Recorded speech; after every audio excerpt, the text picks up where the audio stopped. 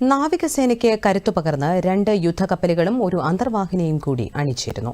മുംബൈയിലെ മസ്ഗാവ് ഡോക്സ് ലിമിറ്റഡാണ് യുദ്ധക്കപ്പലുകൾ നിർമ്മിച്ചത്.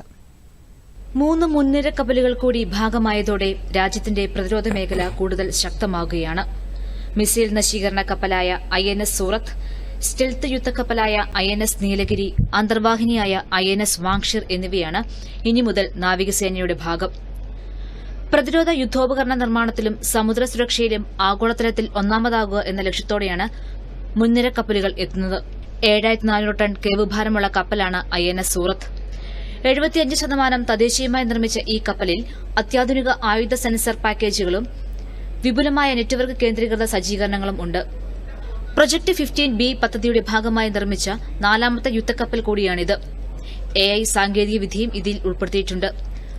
Project 17A എന്ന പദ്ധതിയുടെ ഭാഗമായി നിർമ്മിച്ച കപ്പലാണ് INS നീലഗിരി. ഇന്ത്യൻ നാവികസേനയുടെ ഡിസൈൻ ബ്യൂറോ രൂപകൽപ്പന ചെയ്തിട്ടുള്ള ഈ യുദ്ധക്കപ്പൽ തദ്ദേശീയ ഫ്രിഗേറ്റുകളുടെ അടുത്ത തലമുറയെ പ്രതിഫലിക്കുന്നതാണ്. മെച്ചപ്പെട്ട അതിജീവനം, കടൽ സംരക്ഷണം, സ്റ്റെൽത്ത് എന്നിവയ്ക്കായുള്ള നൂതന സവിശേഷതകൾ ഇതിൽ ഉൾപ്പെടുത്തിയിട്ടുണ്ട്. 6670 ടൺ കേവുഭാരമുള്ള INS നീലഗിരി പ്രൊജക്ട് 17A പദ്ധതിയിലെ ആദ്യ കപ്പലാണ്.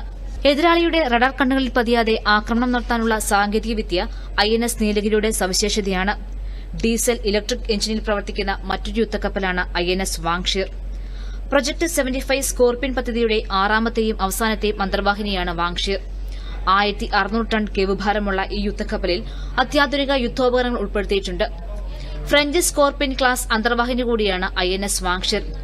അത്യാധുനിക സെൻസറുകളും ആയുധങ്ങളും വഹിക്കാൻ ശേഷിയുള്ളവയാണ് നാവികസേനയുടെ ഭാഗമായ 3 യുദ്ധക്കപ്പലുകളും.